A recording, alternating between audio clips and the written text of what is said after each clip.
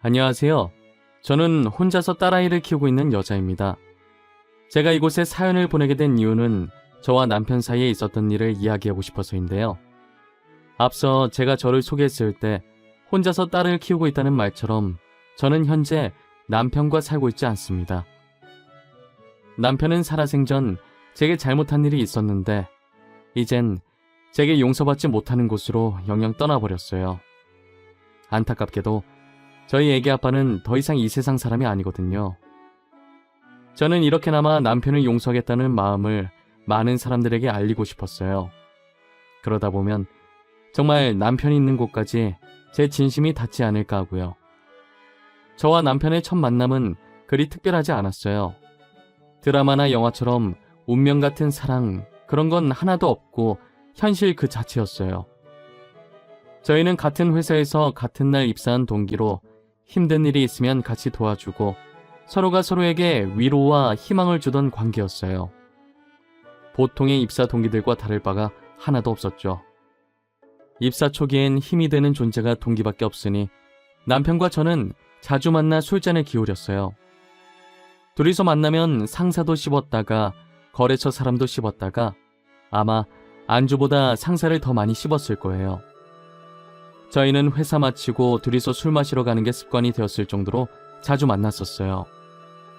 오늘은 무슨 말을 할까 머릿속에 정리하고 서로 먼저 이야기하려고 시동 걸고 그랬어요. 지금 생각해보면 참 별거 없고 직장인이라면 누구나 하는 행동인데 당시엔 얼마나 재밌고 웃기던지 이야기 꺼내려고 준비하는 서로의 모습을 보고 엄청 웃었어요. 그리고 그날따라 서로가 너무 이뻐 보이고 잘생겨 보이는 거예요. 괜히 심장이 간질간질거리고 빠르게 뛰면서 작은 행동에서 얼굴이 빨개지고 그랬죠. 한번 그러고 나니 그 뒤로도 계속 저희도 모르게 서로한테 신경을 쓰고 있더라고요. 처음엔 내가 저 사람을 왜 이렇게 신경을 쓰고 있지 했는데 얼마 지나지 않아서 제가 남편에게 이성적으로 관심이 있다는 걸 깨달았어요. 여직원들과 있는 모습을 보면 괜히 화가 나고 짜증이 나더라고요. 친구한테 이야기를 하니 저더러 동기를 좋아해서 그런 게 아니냐고 하는 거예요. 저는 손사래까지 치면서 아니라고 했죠. 나 요즘 이상해. 매일같이 퇴근해서 술 마시는 동기 있거든? 근데 내가 요즘 그 동기만 보면 머리 정리하고 있고 옷 정리하고 있다니까? 뭐? 네가? 지금도 앞머리가 어디로 뒤집어졌는지 신경도 안 쓰는 네가? 지금 셔츠 단추 하나가 중간에 풀려있는 것도 모르는 네가? 진짜네? 야, 장난치는 거 아니고 나 진짜 진지하다고. 이렇게 아무렇게나 다녀도 신경 안 쓰는 내가 동기를 신경 쓰고 있다니까? 무슨 말이 필요해? 너가 그 동기 좋아하는 것 같구만. 너도 네 마음 알고 있는 거 아니었어? 그러니까 머리도 신경 쓰고 옷도 신경 쓰는 거겠지. 이걸 입 아프게 내가 다 말해줘야 알아? 에이, 설마.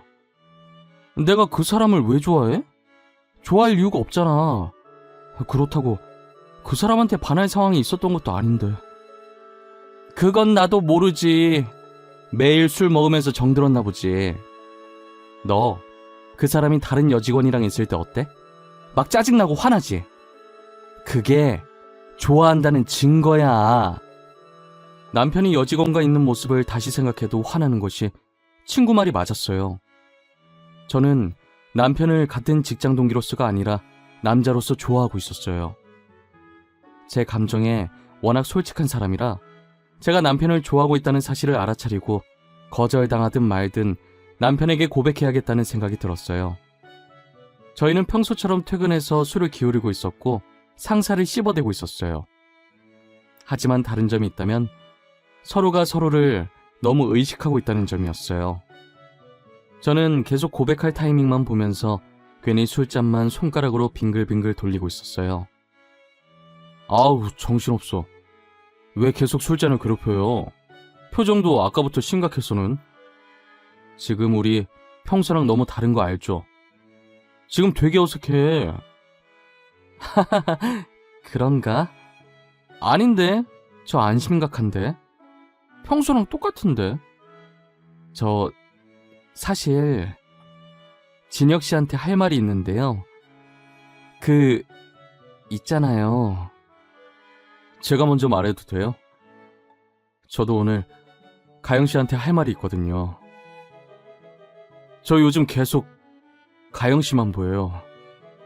회사에서도 식당에서도 계속 제 눈에 가영 씨가 들어와요. 남편의 마음이 어떤지 확신이 없어서 제가 먼저 고백하고 빠지려고 했는데 남편도 저와 마음이 같았고 머뭇거리는 저를 보고 용기를 내서 먼저 고백을 하더라고요. 저는 놀라서 들고 있던 술잔을 떨어뜨렸고 술잔은 그대로 깨져버렸어요. 남편은 곧바로 직원들에게 죄송하다고 하고 제가 떨어뜨려 깨진 술잔을 치우고 있더라고요. 깨진 술잔을 다 치우고 다시 자리에 앉으면서 이거 거절이냐고 멋쩍은 듯 웃는 거예요. 저는 그때 너무 당황해서 저도 모르게 엄청 큰 목소리로 아니라고 좋아한다고 말해버렸어요. 당연히 쩌렁쩌렁한 제 목소리에 거기 있던 직원이며 손님이며 다 저희 쪽을 쳐다봤어요. 졸지에 저희는 거기에 있던 사람들에게 축하를 받으며 연인이 되었죠. 그렇게 사내 연애가 시작됐고 연애를 한 지 2년 만에 결혼을 했어요. 누가 더 부유하고 가난하다 할 것 없이 둘 다 비슷한 집안이라 결혼 허락받는 것도 어렵지 않았어요. 양가 부모님들도 다 좋으신 분이라 저희는 친자식처럼 아끼고 사랑해 주셨어요. 그리고 저희는 연인일 때와 부부일 때의 분위기가 다르니 2년간 연애했어도 2년 동안 신혼을 더 즐기다가 아이를 갖기로 했어요. 그 전에 저희는 다니던 회사를 계속 다녔고 2년 후 저는 임신 준비로 회사를 그만두게 되었습니다. 저는 딸아이를 낳고 계속 육아를 하고 있었는데 돌연 남편이 회사를 그만두고 온 거예요. 그동안 모아둔 돈이랑 퇴직금으로 사업을 시작하겠다고 하면서 말이에요. 남편이 하는 모든 것에 응원을 하지만 솔직히 사업이라는 게 한 번에 잘 되는 것도 아니고 의지만 있다고 해서 할 수 있는 게 아니기 때문에 반대를 많이 했어요. 하지만 저희 남편은 누구도 못 말리는 똥고집이 있었고 결국 남편 뜻대로 사업을 시작했어요. 구두 사업을 했는데 처음 시작했던 상품 중 하나가 빵 터지면서 정말 운이 좋게 사업에 성공했어요. 그리고 운뿐만이 아니라 남편의 똥꼬집 덕분에 성공한 것도 없지 않아 있었어요. 인기 절정인 그 제품은 저희 가족도 시댁도 디자인이 별로라고 내놓지 말자고 했던 구두거든요. 남편은 특이하게 생긴 걸수록 더 이목을 집중하고 관심이 가는 법이라고 끝끝내 출시를 하더라고요. 그런데 정말 남편의 말대로 그 구두가 유독 인기가 많은 거예요. 모든 제품을 한정판으로 팔았었는데 그 구두는 3차까지 재판매를 해도 계속 판매 문의가 쏟아져서 남편 브랜드 제품 중 유일하게 한정판이 아닌 구두가 됐어요. 날이 갈수록 매출이 늘어났고 통장에 찍힌 액수를 보고 저희 가족 얼굴엔 웃음꽃이 피었어요. 사람이 갑자기 큰 돈을 만지면 변하게 된다는데 저희는 변함없이 사이가 좋았어요. 남편도 연애할 때랑 마찬가지로 한결같이 저와 딸아이에게 잘했고요. 하지만 제 주변 친구들이 걱정을 많이 하더라고요. 야, 나 좀 걱정돼. 원래 갑자기 큰돈 만지면 눈 돌아서 사람이 변한다잖아. 너네 남편이 지금은 안 그러지만 나중에라도 변하게 되면 어떡해? 꼭 우리 남편이 변하길 바라는 것 같다. 절대 그럴 일 없어. 우리 그이 연애할 때도 결혼한 지금도 한결같은 사람이야. 나는 그냥 걱정돼서 그러지. 조심해서 나쁠 건 없잖아. 언제 어떻게 변할지 모르는 게 사람 마음인데. 너의 오랜 친구로서 충고하는 거니까 한 귀로 듣고 한 귀로 흘리지 말고 좀 새겨들어. 아이고, 알겠습니다. 그래도 내 걱정해주는 건 너밖에 없다. 고맙다. 친구들은 남편이 언제 변할지 모른다고 늘 의심의 끈을 놓지 말라고 했지만 저는 남편을 믿었어요. 남편은 다른 사람과 다르다는 믿음이 강하게 있었거든요. 절대 변하지 않을 거라고, 어떤 일이 생기든 가정을 지킬 사람이라고 굳게 믿었어요. 10년이 지나서도 남편은 본인보다 저와 딸 생각 먼저 하는 사람이었어요. 그랬던 사람인데 점차 다른 사람이 되어가기 시작했어요. 매일 술에 찌들어서 집에 들어오길래 드디어 올 것이 왔구나 싶었죠. 당신 지금 어디서 뭐 하다가 오는 길이야? 아우, 냄새. 또 술이야? 어? 요즘 왜 계속 술에 취해서 오는 거야? 당신 원래 안 그랬잖아. 나도 술 좀 마실 수도 있지. 가장이 열심히 밖에서 일하고 오는데 겨우 술 마셨다고 이렇게 사람을 잡아? 어? 내가 뭘 그렇게 잘못했는데?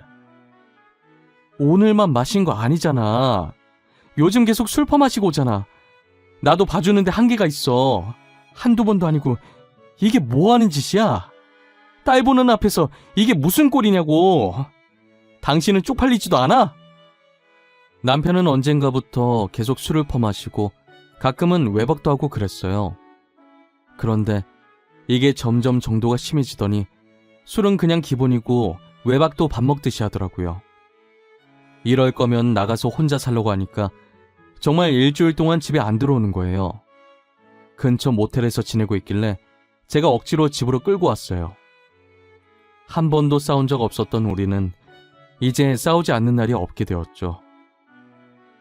도대체 요즘 남편이 뭐라고 돌아다니는 건지 알 수가 없었어요. 제가 회사 일에 관여를 안 해서 남편 회사에 아는 직원이 한 명도 없어서 물어보지도 못했어요. 매일 혼자서 손톱만 물어뜯으면서 남편이 귀가하기만을 기다렸죠. 남편은 역시나 술을 마시고 제가 누군지도 못 알아볼 정도 취해서 왔더라고요. 저를 붙잡고 3차 가자고 하는데 어찌나 술 냄새가 나던지 남편 얼굴에 토 안 한 게 다행일 정도였어요.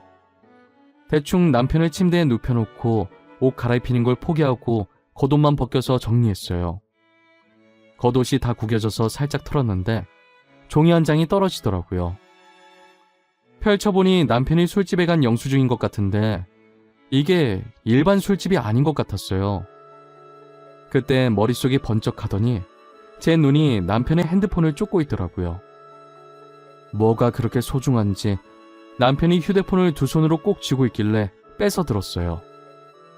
이미 술 취해서 인사불성이라 제가 휴대폰을 뺐는지 뭘 하는지 전혀 몰랐어요. 저는 남편 지문으로 휴대폰 잠금을 해제했고 제일 먼저 메신저를 들어가 봤어요. 사업을 하니 아무래도 연락하는 사람들이 많았는데 의심스러운 사람은 없더라고요. 괜히 의심한 건가 싶어서 다시 남편 손에 휴대폰을 쥐어주려고 했어요. 근데 그 순간 알림음이 들리는데 메신저 창이 잠깐 떴다가 순식간에 사라지더라고요. 제가 얼마 전에 불륜에 관한 내용의 프로그램을 본 적이 있었어요. 거기서 봤던 내용인데 요즘은 비밀 메신저라고 해서 알림이 왔다가 순식간에 사라져서 본인이 직접 따로 그 메신저의 잠금을 해제하고 확인을 해야 한다더라고요. 저도 TV로만 봤지 실제로 목격하게 될 줄은 꿈에도 몰랐어요. 하지만 제가 비밀번호를 몰라 그 메신저 잠금을 풀어볼 수가 없었죠. 저는 남편 겉옷에서 떨어졌던 영수증을 몰래 챙겨서 그 술집에 찾아가 보기로 했어요. 매일 술을 마시고 오니까 다음날에도 분명히 갈 거라고 예상했어요. 그래서 다음날 저녁에 찾아가 보니 역시나 남편이 거기서 술을 마시고 있더라고요. 옆에 여자 하나 앉혀놓고 둘이서 술잔을 기울이고 있는 거예요. 그 모습을 보는데 예전 저희 모습을 보는 것 같아서 너무 화가 났어요. 남편이 있는 자리로 가서 그대로 여자 머리채를 잡아당겼어요. 요즘 계속 술 마시고 다니더니 여기서 이러고 있었니? 어? 술집년이랑 노닥거리고 있었냐고. 하필 바람이 나도 왜 이런 술집년이야. 이 아줌마 뭐야. 다짜고짜 내 머리 왜 잡냐고. 오빠, 이 여자 뭐예요? 아닌 여자예요? 머리 좀 놔봐요. 아닌 여자? 네가 오빠라고 부른 남자 와이프다. 너 아주 잘 걸렸다. 안 그래도 스트레스 받는 일 많았는데 잘 됐네. 오늘 다 같이 죽자. 이리 와. 머리 좀 놔요. 내 머리 다 뽑히면 아줌마가 책임질 거야? 계속 이러면 나 아줌마 폭행죄로 신고할 거야. 그런 줄 알아. 내가 무서워할까봐? 니녀는 상간녀 소송에 정신적 피해 보상까지 청구할 거야. 그래, 누가 손해인지 한번 해보자고. 저는 여자의 머리채를 잡고 마구 흔들었고 제 힘이 못 이겨 여자가 휘청이다가 넘어졌어요. 다시 머리채를 잡으려고 하는데 남편이 제 앞을 막더니 저를 끌고 나가더라고요. 그렇게 집까지 왔고 저는 집에 도착하자마자 남편의 뺨을 사정없이 때렸어요. 그리고 그대로 방으로 들어왔고 남편은 다시 밖으로 나가더라고요. 혹시나 딸이 깨기라도 할까봐 화도 못 내고 베개에 얼굴을 묻은 채 소리 없는 고함을 지르고 눈물 콧물 다 흘리며 난리를 부렸어요. 이혼을 하고 싶었지만 저희 사이엔 딸이 있었기 때문에 마음대로 할 수가 없었어요. 어린 딸이 중학교도 가야 하고 아직 갈 길이 먼데 아빠 없는 아이로 만들 수 없었거든요. 아이가 상처받는 게 죽는 것보다 싫어서 저만 참으면 될 것 같았어요. 어차피 이혼 안 할 건데 남편이 뭐라든 신경을 쓰지 않기로 마음먹었어요. 그런데 엎친 데 덮친 격으로 남편 불륜 사실에 마음을 가라앉히지 못한 채 친정 아버지까지 사고로 돌아가시게 된 거예요. 제가 차를 잘 몰라서 설명을 들었지만 용어들을 몰라서 자세히 알아듣지는 못했는데 대충 저희 아버지가 신호를 기다리고 있었고 아버지가 서 있던 길 위쪽이 오르막길이었대요. 그 오르막길에 화물차 한 대가 주차되어 있었고 그 화물차에 결함이 있었는지 파킹 브레이크가 고장나 화물차가 움직이기 시작하면서 아버지를 덮친 거예요. 구급차에 실려왔을 당시엔 의식이 있었는데 병원에 도착하기 직전에 사망했다고 하더라고요. 저한테 왜 계속 이런 일이 생기는 건지 제게서 아버지를 뺏어간 하늘이 너무 원망스러웠어요. 신이라는 게 정말 존재한다면 저한테 왜 이러는 건지 따지고 싶었죠. 어머니는 이미 충격에 혼절하셨고 저라도 정신 차리고 아버지 장례식을 지켜야 했어요. 저는 남편에게 아버지 부고 소식을 전했는데 아무런 답이 없더라고요. 장례식 지내는 내내 남편의 머리카락 한 올도 보이지 않았어요. 친인척들이 남편 어디 있냐고 물을 때마다 해외 출장 가서 못 오고 있다고 대충 둘러댔어요. 가영아, 장례식 내내 곽서방이 안 보인다. 설마 곽서방 아직 안 온 거야? 에이, 설마 안 왔겠어? 잠시 화장실 갔거나 우리랑 타이밍이 안 맞았겠지. 아, 저희 남편이 해외 출장을 갔는데 올 수 없는 상황인가 봐요. 오려고 했는데 일이 잘 안 풀려서 못 간다고 미안하다고 연락 왔어요. 아무리 그래도 사위가 장인어른 장례식에 안 오는 게 말이 되나? 일이 가족만큼 중요한가? 곽서방도 참 답답하네. 아무리 사는 게 바빠도 그렇지. 저는 딱히 드릴 말씀이 없어서 멋쩍은 미소만 지었어요. 해외 출장은 개뿔. 또 그 술집에서 여자랑 술 마시고 있을 테지만요.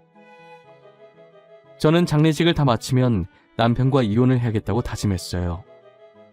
남편이 뭘 하고 다니든 딸을 생각해서 이혼만큼은 안 하려고 했는데 저희 아버지 장례식에 안 온 행동은 선을 넘었다는 생각이 들었어요. 사위라는 사람이 장인어른 마지막 가시는 길에 어떻게 안 올 수가 있나요? 도저히 참을 수 없는 짓이고 이해하고 싶지도 않은 짓이었어요. 친정에서 아버지 유품을 정리하고 늦게 집에 왔더니 남편이 안방 침대에 누워서 자고 있더라고요.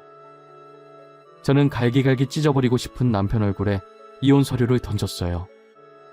남편은 갑작스럽게 날라온 종이에 놀라는 듯 하다가 이혼 서류라는 걸 확인하고 무덤덤하게 비어있는 부분을 작성하고 도장 찍더라고요.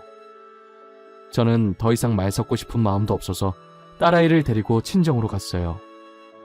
그렇게 저희는 합의 이혼을 하고 길다면 길고 짧다면 짧은 13년이라는 시간 동안 한 집에서 함께 해왔던 결혼 생활을 끝마쳤어요. 막상 이혼을 하고 나니 속이 시원하고 자유를 되찾은 것 같았어요. 제가 무엇을 하고 다니든 더 이상 제 일에 관여할 사람도 없었고 저도 스트레스 받으면서까지 누군가를 신경 쓰고 참견할 일이 없었죠. 저는 남편에게 받은 위자료와 그동안 제가 모아왔던 돈으로 조그만 카페를 하나 차렸어요. 행복했고 아팠던 지난 과거들은 모두 잊고 딸과 함께 만들어갈 미래를 위해 새 출발을 준비했어요. 매출이 엄청난 편은 아니었지만 적지 않은 건 아니라서 즐겁게 하고 있었어요. 딸은 나이에 비해 철이 빨리 든 건지 아빠 이야기하면 제가 속상해할까봐 아빠 얘기는 단 한 번도 하지 않았고 말썽도 안 피우고 씩씩하게 잘 지내주었어요. 혹시나 딸이 아빠 만나고 싶다고 하면 말릴 생각은 없어요. 딸을 세상에서 태어나게 해준 사람인데 제가 어떻게 연을 끊으라고 하겠어요. 딸은 남편을 만나도 저만 남편이랑 안 마주치면 되는 거죠. 그렇게 혼자서 딸을 키운 지 4년이 흘렀고 저는 이혼 후 남편의 소식을 듣지 않았어요. 아마 못 들었다는 표현이 더 정확하겠지만 저한테 들어온 소식이 하나도 없었어요. 저는 평상시처럼 카페 오픈 준비를 하는데 예전에 남편과 같이 다녔던 회사 직원한테 연락이 온 거예요. 간만에 온 연락이라 무슨 일인가 싶어서 메신저를 확인해봤더니 부고장이더라고요. 부모님 중에 돌아가신 건가 하고 고인 이름을 확인하는데 저희 남편 이름인 거예요. 저는 바로 문자를 준 직원에게 전화를 걸었어요. 과장님, 방금 보내주신 문자 뭐예요? 이거 저희 애기 아빠 이름 아니에요? 고인 이름 적는 칸에 애기 아빠 이름이 왜... 가영씨, 놀라지 말고 들어. 오늘 새벽에 진혁씨 사망했대. 암으로. 나도 가영씨랑 진혁씨 이혼한 거 알고 보낼까 말까 고민 많이 했는데 안 보내는 건 예의가 아닐 것 같아서. 아, 네. 그러셨구나. 잘하셨어요. 보내주셔서 감사해요. 인사가 늦은 것 같은데 잘 지내세요? 나야 뭐 똑같지. 여전히 회사 잘 다니고.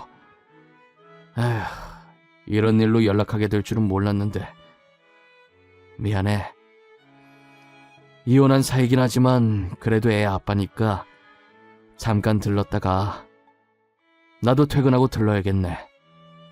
알겠어요. 알려주셔서 진짜 감사해요. 다음에 시간 되면 한번 봬요.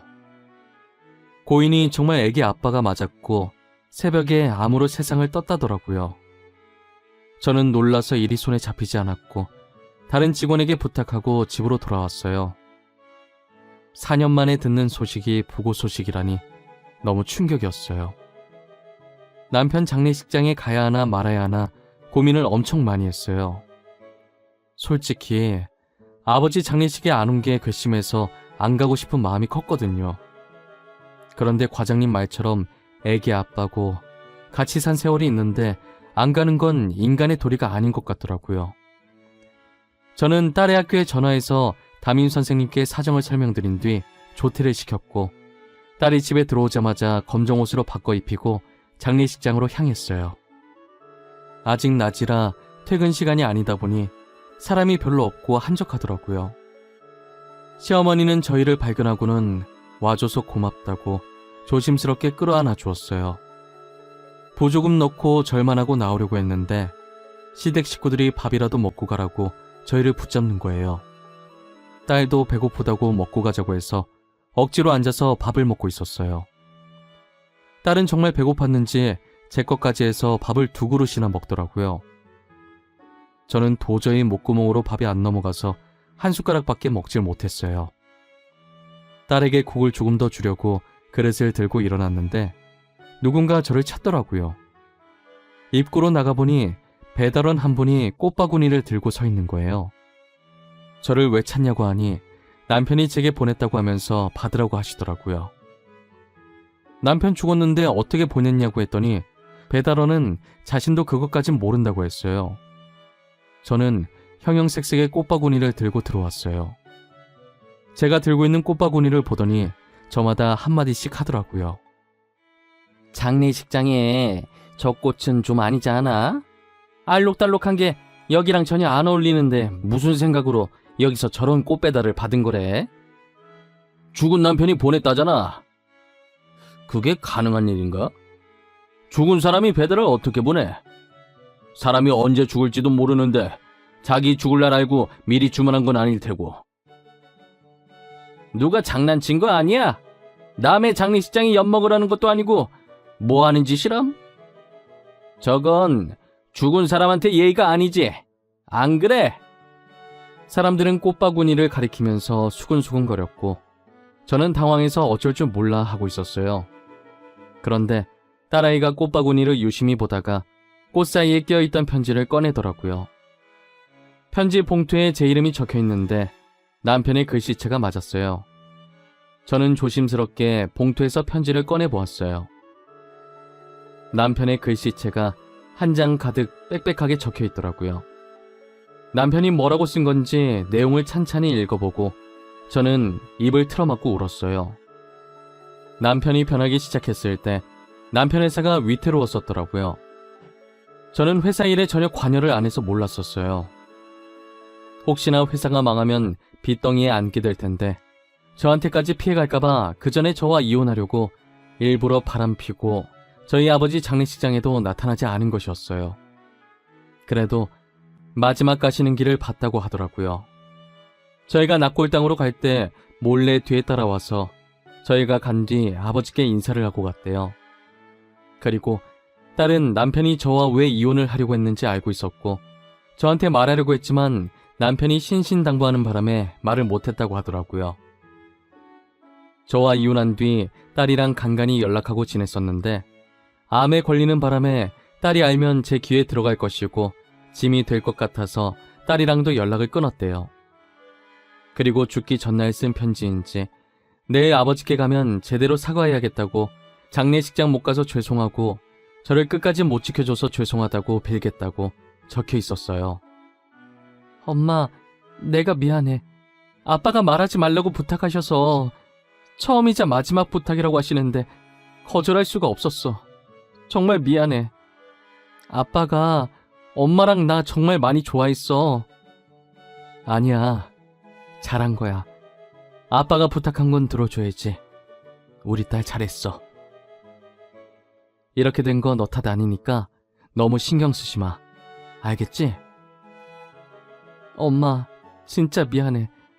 그러니까 아빠 너무 미워하지 마. 알겠지? 아빠 아픈 건 나도 몰랐어. 아빠 아픈 거 알았으면 엄마한테 다 말했을 거야. 그것도 아빠 뜻인 거야. 엄마가 미안해. 우리 딸 그동안 힘들었겠다. 그동안 아빠 이야기 하고 싶었을 텐데. 저와 딸은 부둥켜 안고 엉엉 울었고 거기에 있던 시댁 식구들과 조문객들도 저희 얘기를 듣고 같이 울어주셨어요. 저는 직원한테 며칠간 자리 비운다고 연락을 했고 남편 마지막 가는 길까지 다 지켜봤어요. 납골당 가서도 울면서 잘 지내라고 다음에 웃으면서 다시 만나자고 했죠. 남편이 힘들었던 걸 왜 그동안 몰랐을까? 내가 조금이라도 관심을 가졌다면 알았을 텐데 무심했던 건 남편이 아니라 저였다면서 자책을 했어요. 장례식이 끝나고 몇 날 며칠을 방구석에 박혀서 울었던 것 같아요. 딸을 위해서 정신 차려야 한다는 생각은 드는데 몸이 따라주지 않았어요. 밥상을 차리면서도 울고 밥을 먹으면서도 울고 하루하루를 눈물로 살아갔어요. 남편의 유품을 정리하러 남편 집에 갔는데 저희가 살던 집 그대로 살고 있더라고요. 저희가 연애하던 시절 착용했던 커플 아이템부터 저희 딸이 아기 때 입었던 옷까지 남편은 전부 보관하고 있었어요. 저희 추억이 가득한 물품을 보고 또 얼마나 울었는지 몰라요. 저도 남편처럼 버리지 않고 가져가야겠다는 생각에 따로 빼놨었어요. 치우고 보니 옆에 다른 상자도 하나 더 들어있더라고요. A4 크기의 되게 얇고 작은 상자라 뭐가 들어있을지 예상도 안 됐어요. 조심스럽게 열어봤는데 집 문서 하나가 나오는 거예요. 아마도 이 집 집 문서인 것 같았는데 분명 부도됐으면 집도 같이 날아갔을 텐데 어떻게 여기에서 계속 살고 있는지 의문이 들긴 했었어요. 그래서 집 문서를 자세히 봤는데 이 집이 저희 딸 명의로 되어 있더라고요. 아무래도 남편이 부도되기 전에 딸의 이름으로 명의를 이전한 것 같았어요. 이미 저와 이혼했고 딸은 제가 데리고 와서 양육권도 제 쪽에 있으니 남편 회사가 부도 처리되어도 서류상 남남이라 저희 쪽엔 영향이 가지 않았거든요. 집 문서 제일 뒷장에 포스트잇이 하나 있었는데 글자를 보니 이것도 남편 글씨였어요. 줄 수 있는 게 이것밖에 없어서 미안하다는 내용이었죠. 저는 무슨 일이 있어도 절대 이 집을 팔지 않기로 했어요. 그리고 살고 있던 집을 처분하고 딸과 같이 다시 이 집에 들어와서 살았어요. 남편의 물건도 치우지 않고 따로 한 곳에 모아뒀고요. 딸도 다시 이 집에 들어오게 되니 엄청 좋아하더라고요. 새 가족의 추억이 담긴 집이라고 하면서요. 다시 이 집에 들어온 게 그렇게 좋아? 전에 살던 집이 더 넓지 않아? 넓고 좁은 건 상관없어. 난 이 집이 좋아. 아빠랑 같이 살았던 곳이잖아. 아빠랑 같이 있는 기분이야. 나는 절대 이사 안 할 거야. 결혼해서도 여기 살 거야. 네가 결혼해서 여기 살면 나는 어디서 살라는 말이야? 엄마 내쫓으려고? 아니, 엄마도 같이 살면 되지. 난 엄마 모시고 사는 남편 만날 거거든. 이 집에서 엄마랑 나랑 남편이랑 셋이서 살 거야. 무조건. 딸은 여기로 이사 온 뒤로 웃음이 더 많아졌어요. 저도 마찬가지고요. 남편이 아직 결혼 사진을 안 찍었길래 더 예쁜 액자에 넣어서 거실에 있는 협탁 위에 올려놨어요. 재산 분할하는데 남편 사망보험금도 제 앞으로 되어 있는 걸 발견했어요. 저는 남편 보험금을 따로 통장을 만들어서 보관 중이에요.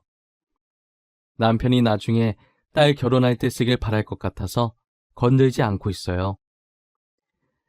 저는 지금 딸과 소중한 추억을 쌓으면서 열심히 살고 있어요.